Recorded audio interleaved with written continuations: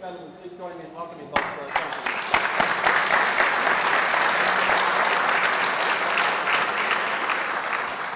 Thank you, Eric. It's an honor to be here and an honor to be interviewing you, Mr. President-elect. I'm going to read them a little bit of your bio, and then we'll get some introductory remarks from you, and then conduct the interview. President-elect Nayib Bukele was elected President of El Salvador in a historic landslide, February 3rd, 2019. He won 53% of the vote in the first round, hence no second round. All 14 municipalities, every city in El Salvador, and received more votes than all of the other candidates and political parties combined. When he takes office on June 1st, he will be the youngest president in Latin America, 37. We're not jealous. I think you might be the youngest in the world.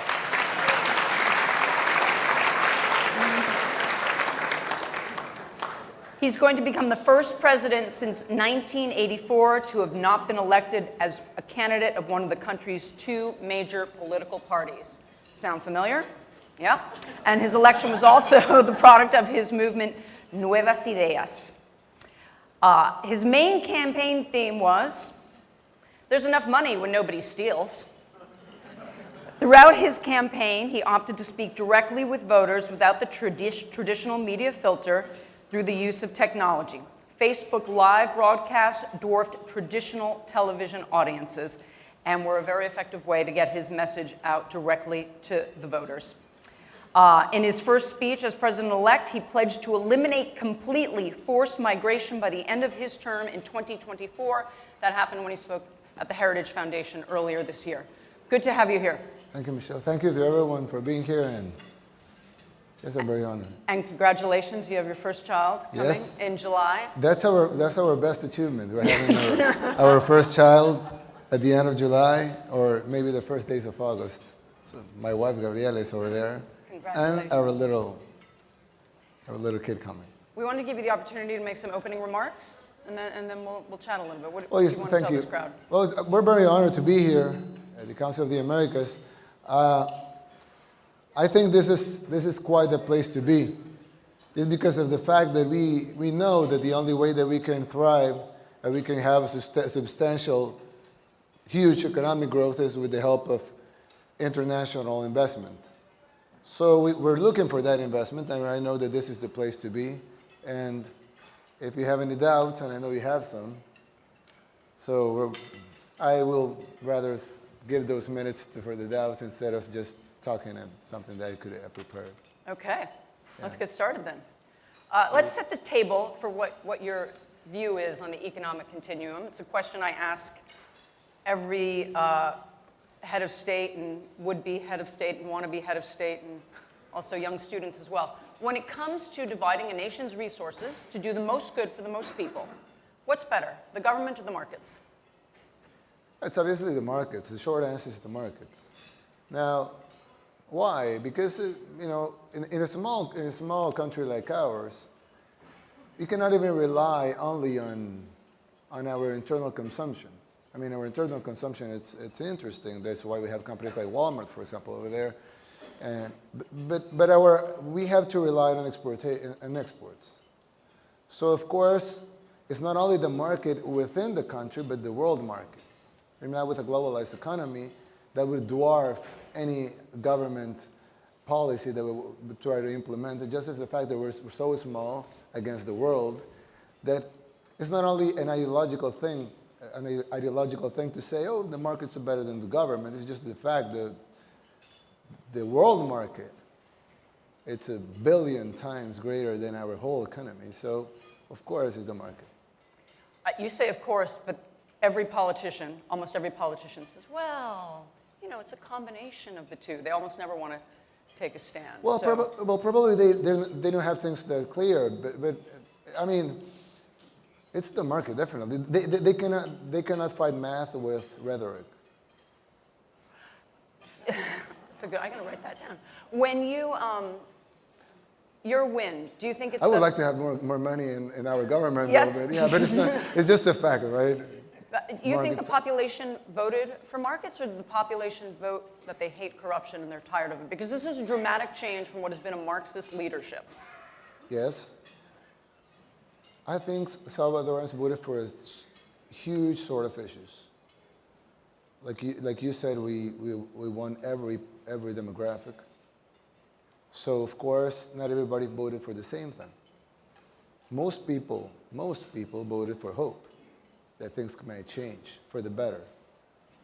Some people voted, of course, because they were tired of the same old corrupt politicians. Some people voted because they were tired for the two-party system that was an inheritance of the civil war that we had in the 80s. Some people voted because they were tired of the current government and their ideology, which I wouldn't say it's Marxist, it's just pro-Venezuela, Venezuelan money. So it's not, I mean, it's not, I just think that a lot of people voted for different sort of issues, but everybody voted to have a better country. So now we have to lead. And right now we have to do what's best for the country. So, and people are trusting us to do that. We just appointed our new Minister of Foreign Affairs. She's with us today here. We just appointed some of our new cabinet positions. They are all women, the ones who have appointed yet.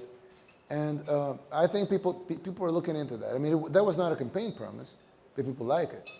So what we have to do now is to lead and to lead our country into a better future. And I think that 100% of our voters are betting on that we can improve our country, that we can improve their lives.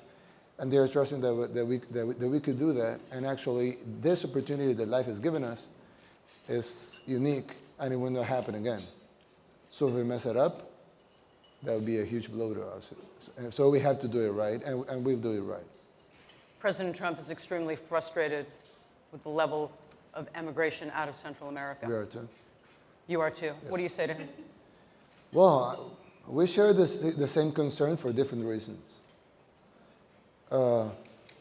Immigration is the symptom of the diseases we have. Imagine a country, well, I'm going to put this in context. El Salvador has a third of its population living outside its borders, a third. So we have 6 million inside and 3 million outside. 80% of them in the United States. That's not something to be proud of. And the fact that we have a third of our population living outside is something that we should be ashamed of. Because people don't leave their families and their country to cross 3 frontiers in a desert just because things are fine. They do it because things are not fine. And it's a symptom of the diseases we have: violence, lack of economic growth, lack of investments in all of the rural areas. Some of them migrate to the cities, some of them migrate to the United States, some of them migrate first to the cities and then to the United States. So we have to end that. Not migration. Migration is fine, migration is great. But we have to end what I call forceful migration, which is the migration you do because you don't have any option. And like I was telling yesterday to some business people, I was talking yesterday, if we create one job, that's 5 less people in the border. 5. Why do you get that multiplier effect? Because they don't bring a family? Well, no, not only that, but let's see. In the States, a family has 1 or 2 kids, right? In El Salvador, a family has 7 kids. Yeah, so that's for one. Second, let's don't... No pressure. We're not having 7. But I mean, and that's not an average. It's just like a, just to put it in context. But let's say that one person would be the support of 2. That would make 3. And these 3 people will spend their money if they have a job over there. And let's say one job creates half a job, right? One direct job creates and one half indirect job. So that would be 4.5 people per job. Mm-hmm. So I then try to average it to 5. You want to say 4, fine.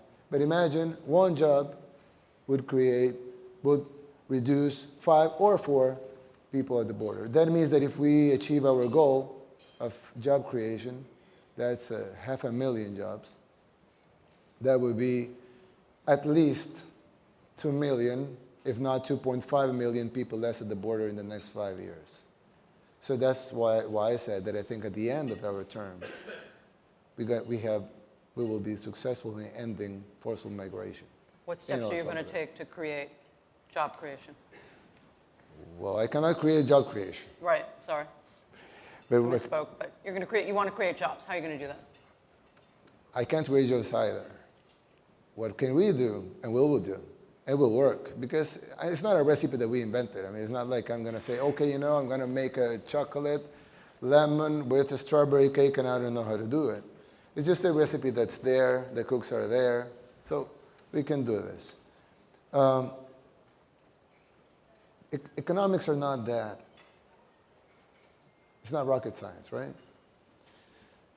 It has its complexities, but it's not rocket science. Don't tell the economists that, because they want to make it that way. Yeah. Exactly. So, in El Salvador, for example, we have a huge industry in textiles, just because we have a DR CAFTA, right? So CAFTA. we have, yeah, CAFTA. So we have we call it DR because of the Dominican Republic, yeah, CAFTA.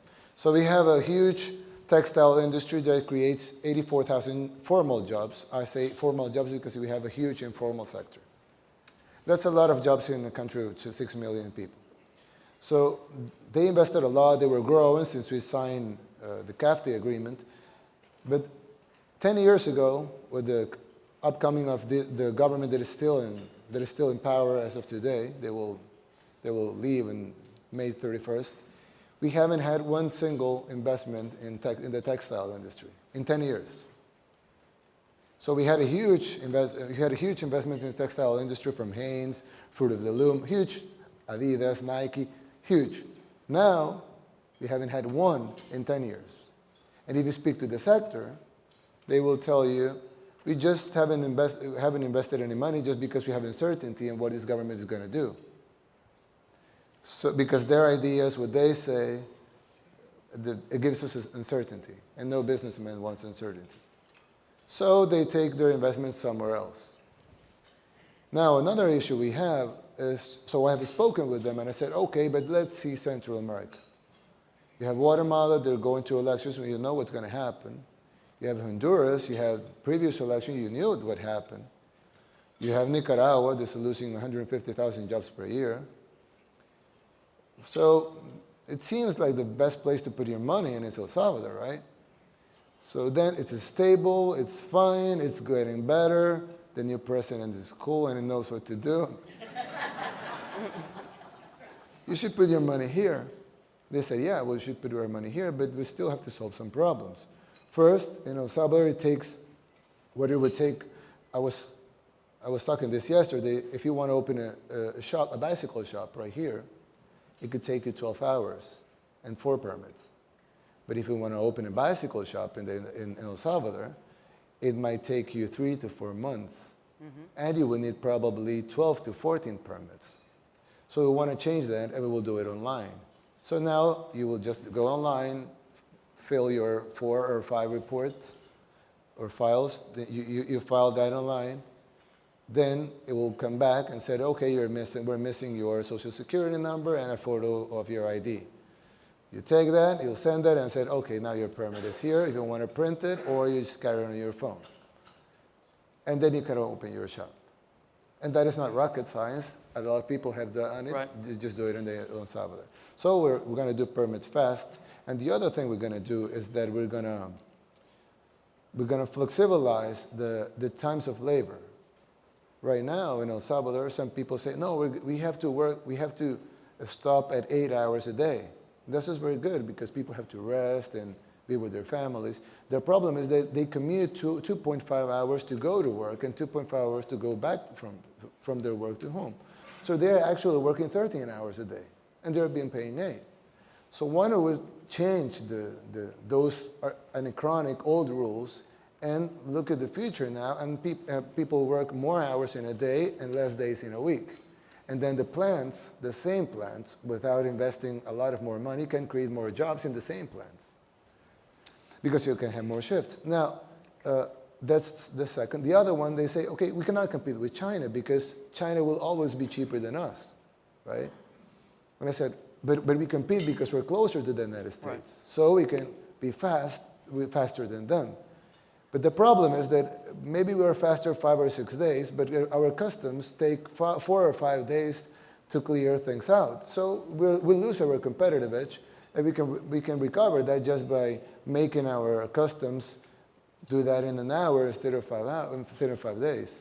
So if we fix some things, I'm sure we will enable for people to create a lot of jobs. And we're talking about the hundreds of thousands, not only in the textile sector, but also if we tackle insecurity, we can have a huge growth in tourism. We have the best surf beaches in the world.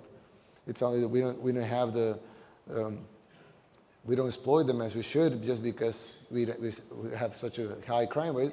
But if we tackle on that, that will naturally boom. It has been booming in the last year, so it will boom more when we tackle in crime. So a deregulatory agenda, yeah. a business-friendly agenda, that's the economy. I want to move to foreign policy. Right. We are at the State Department. Yeah. The current government broke relations, diplomatic relations with Taiwan in favor of China. Do you stand by that decision? What do you do now when you become president? Well, it's an ongoing discussion. We know that there was not it was not a transparent negotiation. It was done in the middle of a presidential campaign where the official party needed a lot of money. So I want to be very clear at this. We're not going to do what's in the U.S. best interest. And we're not going to do, of course, we're not going to do what's in China's best interest. We're going to do what's in El Salvador's best interest. And we have been talking with our U.S. allies to see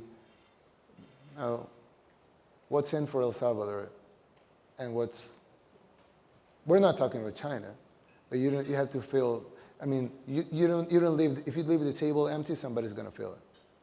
So it's important that, I'll give you an example. The Chinese wanted our La Union port, this port in the east side in the east side of the country, in the Fonsecan Gulf. So they wanted that port. We stopped that. Even though we didn't have the power to do it, we put a lot of pressure to the government not to sign the deal with the Chinese. But we said to the Americans, well, we need an option, right? So the Japanese called, and the Japanese said, we want to invest in the port. The Japanese were the ones that gave us a loan for that port in the first place. So they want to invest in the loan. They sent their director of foreign cooperation, they sent it to El Salvador. He met with me and they said, we will do anything and we need to make that port operational, profitable, and sustainable. And then OPIC called and said, we can finance any U.S. corporation that want to invest in that port. And then the IDB called and said, we have a private wing of our bank, and we are able to chip, and we want to chip in. If OPIC is financed, we want to chip in the financing too. So now we have the Japanese, the Americans, and the multilateral American community, Latin American community, chipping in into the port. So we will have a better port, a sustainable port, a profitable port. And that's way better than a Chinese project. Why? Well, just because of the examples that when you go in and you go into a project for geopolitical reasons and not for economic reasons, the success of the project, it's not guaranteed because that was not the focus when the project was done. When you have private corporations and studies, well-done studies like the ones that are being done by the Japanese right now, the focus on the project is to be sustainable and to be profitable. So to fail in something that is well-designed, not to fail, that would be an exception. The rule is that it's going to thrive because the project is designed to thrive. So for us, it's way better to have the U.S. and the American multilateral community and the Japanese doing that port than the Chinese. But like I said, with our foreign relations, it's all into what's in El Salvador's best interest. It might be going back to Taiwan. It might be staying with China. That's an ongoing discussion, and we're having very high-level meetings about that. Venezuela. Yeah. The current administration wants to invite representatives of the Maduro regime to your inauguration. Yeah. Can you do anything about that? Yes, we have publicly and very clearly said that we don't want any personnel or staff or delegation or, for God's sake, Maduro in our inauguration. They're not invited. We don't recognize them as a legitimate government. Yeah.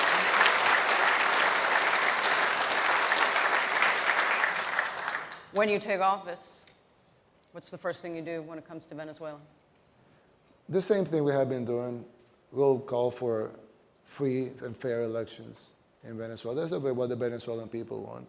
Free and fair elections. Of course, Maduro cannot be in power when the elections take place, because if not, nobody guarantees that the elections will be fair.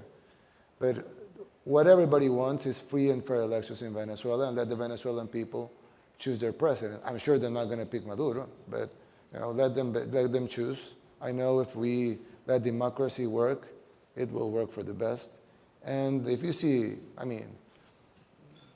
know every Venezuelan I know is tired of Maduro. They want their country to thrive too. They want their country to succeed. Their inflations, their numbers, I think, are historically the worst in the history of the world. It's, 3 million %. It changes to every day. It's not worth counting anymore. It's not worth counting. It's worthless paper, yes. Yeah, it's worthless paper. So, Venezuelans know they need a change. And for that change to happen, they need to have fair and free elections. And Maduro has to go. I just don't think that Venezuelans want that regime anymore. Should there be military intervention to remove him? I wouldn't like seeing military interventions in Latin America. We have been decades without military interventions in Latin America. I just wouldn't like to see that. So live with the situation as it is for... No. There's, between black and white, there's a lot of gray. I don't mind if it capture Maduro somewhere. I just wouldn't like to see military interventions in Latin America. People dying. I wouldn't like to see that. Really, I wouldn't like to see that. But of course, if you want to freeze their assets, if you want to take them to justice, the Venezuelan people, there are tens of millions of Venezuelans that want to be free. We can support them in many ways. I'm just not a fan of military interventions. But I'm totally in support of Maduro's regimes to go. How would you like to see U.S.-El Salvador relations evolve while you're leader of the country? We will have the best relations possible that we can have with the United States. Why? Because it's our very long time natural biggest ally. Like I said, almost a third of our population lives here. Our currency is the dollar. More than half, 60, 70% of our exports come to the United States. If we want to increase it, we have to take more advantage of CAFTA, and that would mean export more to the United States. So we're here talking to a lot of business community and political community in the United States. It's just for us, it's the #1 priority in foreign relations, our relationship with the United States. Just because of the fact that math overruns with rhetoric. And we have this is the place to come. We talked about immigration earlier and talked about the relationship with the United States. You made clear that what you think the best solution is to improve the economy so people don't want to leave. Totally understandable. That takes time, though. Would you support some kind of physical interdiction to reduce the number of people leaving? Would you go that far? It won't work. It hasn't worked for the last 30 years. Immigration just go up.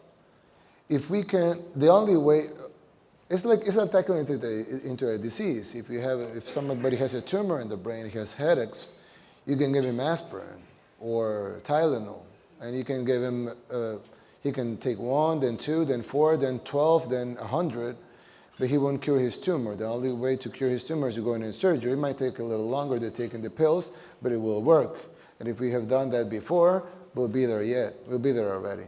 So of course, I wouldn't. The other option is it won't work. I mean, I will not support something that will be a total failure. But what will work, and it's obvious, is that to create more jobs in El Salvador for once, and the other one is criminality. People flee El Salvador for two reasons. One is the lack of jobs, lack of opportunities, and the other one is violence. So if we tackle violence, which we will, and if we make the environment for job creation to thrive, which we will, the immigration flow will lower down so much, I'm sure it will lower, forceful immigration will lower to zero at the end of our term. And I think that's the most ambitious you can get. Mm-hmm. And it's the right way to do it. And it's logical, it makes sense, and everybody has to agree on it because it's the best for everybody. I mean, we don't want our families to be torn away or torn apart. We want our families to stay together.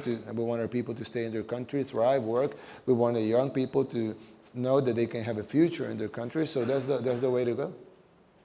Mr. President-elect, everyone in this room wishes you the best of luck Thank and the you. greatest luck in achieving those goals. Thank you very much. We appreciate it.